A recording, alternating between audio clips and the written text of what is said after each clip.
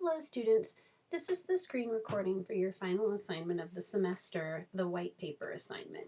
I spent last week meeting with students and conferences, and I want to share with you some of the insights gained during that process. I saw many of your drafts and I looked at many on the peer review area, and so I have some pointers to give you to help you finish off a great version of it for the final due date, which is the Monday of finals week at 9 a.m. Okay, so the first thing I want to tell everybody to do is to review the assignment. It seemed like from my perusal of some of the peer review drafts that people really hadn't engaged with some of the specific details in the assignment. So the first things you need to ask yourself are, what is your goal? And related to that, what is your paper's purpose? So this text on the screen in italics comes from the assignment itself. So your white paper will be a relatively short document that serves as a report on a possible change to an existing curriculum, program, or approach. It will serve as an educational document that does not offer a sales pitch. To use the language of the internet's That White Paper Guy, your document is in the problem solutions category. Specifically, you're going to be recommending, it should say there, a new improved solution for a nagging business or technical problem. So your goal is to inform a specific audience about possible solutions to potential problems they're having. That is your purpose. That purpose needs to be explicit from the start. Now, given who your audience is, which is the second bullet point, you need to be sure that you are developing your ethos, which is your credibility, from the very beginning of your report. You do that through the tone you use, the words you use, and from the design of your document. They all need to be professional. So your audience, as it says in the assignment, is comprised of program administrators for technical and professional communication programs. These are people like me, but I don't want you to think that this is only me. If I sent this to the director of the technical communication program at New Mexico State, I would want it to be a well-researched enough and serious enough document that they would take it seriously. So there are some fundamental requirements in this assignment, and you can see what these are in the assignment itself, and you can see them reviewed in the rubric. So take a look at those again. So you need secondary research, you need primary research, you need to make sure your report is the appropriate length, you need to make sure that its scope is narrow enough that it falls specifically within technical and professional communication and preparation of those students, and you need to adhere to principles of design for effective delivery of a report to a professional audience. Now, returning to each of these items. So secondary research, yes, you can peruse the internet and find some websites that say things about the preparation of college students for the workplace. Citing those is okay, but that's sort of background secondary research. The more appropriate secondary research you need to do and you need to quote from and then include in your references comes from articles within the field of technical and professional communication. You're talking about how these programs and their specific requirements do or do not prepare students for the workplace. Also qualifying as secondary research for this assignment is the original interview that you did as a member of this class. You can use that as secondary research too, but you need to have some scholarly journals within the field of TPC cited in your report to really impress me, to really get a good shot at earning all of the points that are allocated for that. Now, primary research was a big problem in many of the drafts that I looked at, in that it wasn't there, and that is a problem. In the earlier video that I completed that showed you some successful earlier examples from my previous classes, students had done all kinds of things, like they created surveys, they did experiments. An experiment that I showed you was a student who created a software program, and he ran data, generated data and analyzed the data based on word usage on technical and professional communication websites. Now, not all of you can do that, but certainly you can do a survey. One of your classmates distributed a survey on Reddit. Another sent a questionnaire to a woman who was the chapter president for a chapter of the Society for Technical Communication. You can do another interview with somebody who is in the field of technical and professional communication. So there's lots of things you can do for primary research or primary source. So I have a few graphics up on the screen, and my citations for those are at the bottom of the screen that tell you a little bit more about primary and secondary research. But your book chapter, chapter 6, please return to it because it gives you a lot of detail on secondary and primary research. Now, the length for this report, I want you to adhere to the guidelines I give in the assignment. Make sure that it's long enough. It needs to be long enough so that you can adequately cover all of the necessary parts. And you're going to have some graphics, so that'll take up a little bit of space.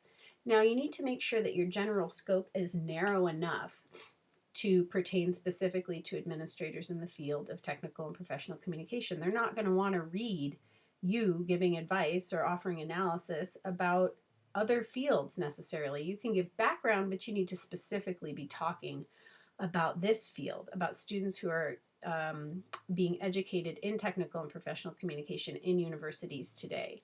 Now, finally, the last item is design. Many students have used a 2-column design. That's great. Some have used just a single column standard page layout, but you need to include graphics and you need to include them in a meaningful, appropriate way. I've talked to some students about wrapping text around their graphics and being smart about how you locate your graphics on your page. Don't just create a graphic to qualify as a design element if you don't really need a graphic. If you have a graphic, it needs to be eye-catching, well-designed, and purposeful. Okay, so what else you need to prove? Given that this is the final assignment of this course, what do you need to show me? I want you to think about that. Look back at our course outcomes and reflect on them. Have you shown me in this assignment that you can do the things that you're hoping to achieve in this class, that this course intended for you to learn? And look at the grading rubric for this assignment. How am I measuring your learning throughout the term as culminating in this assignment? Okay, so common problems I have seen. I already mentioned this. The biggest one is missing primary research. The second one is lack of clarity concerning who the audience is for this report. The third one is information organization and document design. You need to have multiple primary sections in this report, and you can have some subsections within your primary sections and use a heading hierarchy that makes sense. The fourth item is management of multiple areas of information. So that's information that comes from the Society of Technical Communication. That's information that comes from the research you did about university programs. That can be information coming from the original interview you did with a practitioner and your new primary research.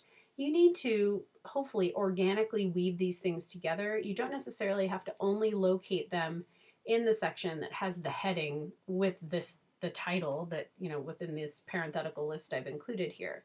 You can refer to things in multiple areas of your report. Finally, well, not finally, but the fifth item here is inclusion of graphics. Many students whose drafts I looked at lacked meaningful graphics. They just included the STC 9 proficiencies as a graphic, but they didn't have anything else that was really suited to communicating important information. Another item that I saw in many was lack of appropriate secondary research. Many people just cited websites that they read online. That's not the kind of scholarly secondary research that will really impress me and that will get you full points on that item. Finally, citations were sort of all over the place. Make sure that you're citing in APA style and that you're citing parenthetically within the report and that you are including a references area at the end of your report. Okay, so here's some examples. These are from the website of that white paper guy, and the citations are here at the bottom of the screen. You can search for these yourself. But these are two examples from industry.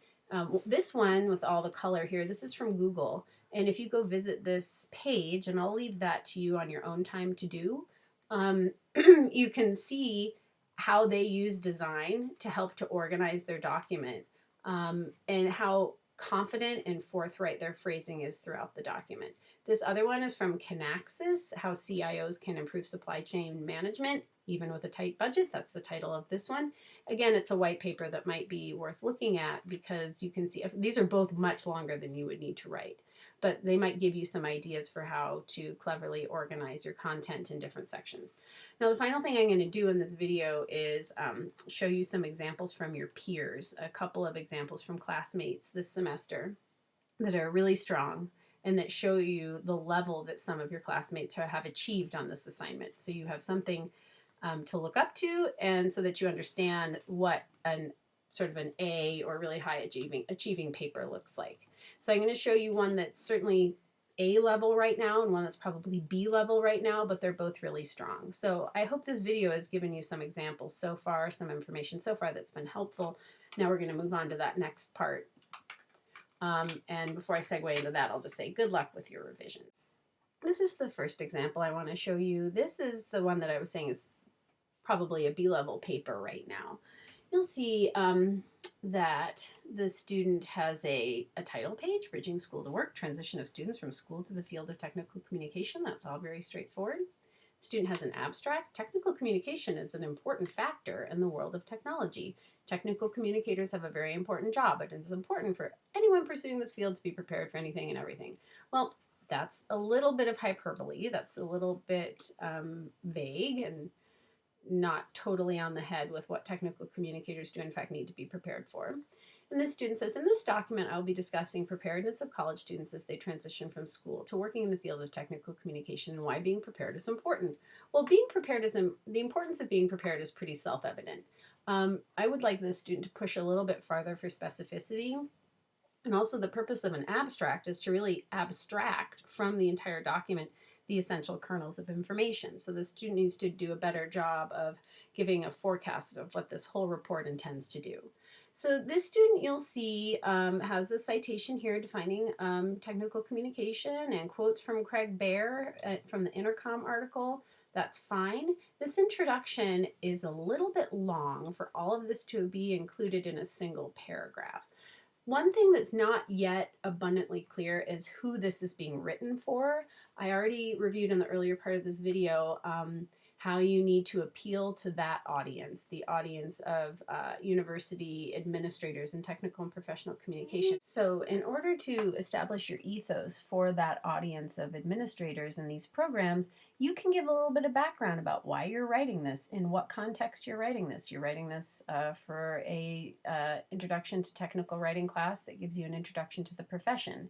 That you've done a lot of research about different programs, that you've interviewed practitioners, that you've done whatever primary research you've done. All of that will make it so that this audience will want to read what you have to say. A lot of students have inserted the 9 areas of proficiency from the Society of Technical Communication, just sort of, it seems like because they have to, not in a very meaningful way. So try to find a useful way for doing that. Now this student used a whole page and a half for this table and included the verbatim information from the Intercom article. I think I explained to the students in a conference that if you think about this document as property, this table takes up far too much real estate. So this needs to be significantly condensed. It needs to have its title beneath it, Table 1 beneath it, and these summaries of what each of these items are, the summaries need to be compressed significantly. So then this student has employers and their preferences. Individuals may ask themselves, what does an employer look for? The student used information from AARP. Now, AARP is the American Association for Retired Persons. That's a totally legitimate organization, but retired people are a different population than students who are just graduating from college and entering the workforce for the first time. So if AARP is writing about what skills employers are looking for, this might be for retirees looking to re-enter the workforce rather than students entering for the first time. So you need to be really smart about the sources that you're using and make sure that it's absolutely relevant to the paper that you're writing and to the audience that you're appealing to. I mentioned before that you should really be using scholarly sources from the field of technical and professional communication. You can have some of these broader sources as background, but that's not really on the nose with what's really going to impress the audience here. This information all comes from AARP, so it might not ultimately be totally relevant. There might be, maybe there's a rhetorical way to make it relevant, but this student has not yet done that. Now the student includes another almost full page, split across 2 pages of information coming from US News, which is 8 ways a college student could be better prepared. Now these 8 points are directly quoted. these are directly quoted from the this article. So this is all language that is not the student's own language. It's important, but it could be significantly condensed and included perhaps in a graphic. So this again says, are students being prepared properly? This is another section heading. And this is general information about workplace preparedness. I have not yet seen information collected from the original interview, from scholarly resources in technical and professional communication, and I have not seen any primary research yet. So while the design of this document is pretty good, there's a lot of headings that are useful, this student has yet to include some of the really critically important parts that this report needs to have, and it lacks the specific focus that I'm looking for in this report. So this part, facts about technical writing, that's starting to get more specific, and then the student jumps to the conclusion. So there's a lot more specificity that needs to happen in this report. So now I want to turn to one that at this point is really clearly an A-level report. This one doesn't have a title page, so that's fine. It starts with an abstract. Throughout all professional technical writing included, that should say profession, studies show that employers are consistently underwhelmed by the workplace performance of recent college graduates. So this student's giving a broad context before coming in to talk about Bachelor of Science holders in technical writing. This student really hones in on that specific designation of technical writing degree holders. This student uses some call-out boxes, some graphics, really nice section headings, introduction. The student created some graphics that are really interesting. The student explicitly explains what the problem is: employer dissatisfaction with college education. This student, again, uses some general data concerning students' workplace preparedness, but then segues into information that specifically pertains to technical and professional communicators. The student conducted an interview with somebody from Los Alamos National Laboratories who works with technical communication specialists and with recent college graduates. And the student uses quotes from that professional to speak to what technical communication students are lacking when they enter the workplace. This student uses that information from the STC that all of you read, and she uses it in a very compressed way. There's another table that the student created that includes information from programs in technical and professional communication. As you can see, there are 12 universities included in this table, and the student did research on all of these and talks about how they are preparing their students based on the curricular requirements that they ask their students to have. And if you continue scrolling through, you'll see that this student arrives to possible solutions and offers some ways that technical and professional communication programs might adapt their curriculum in order to better prepare their students to address some of the concerns that were raised earlier in this report. So here's another very nice table. And now the student comes straight out and says how you can help. So the student is talking to the program administrators and says, there's some things that you can do to better help students bridge the gap between what they're learning in their college education and what they need to have when they enter the workplace.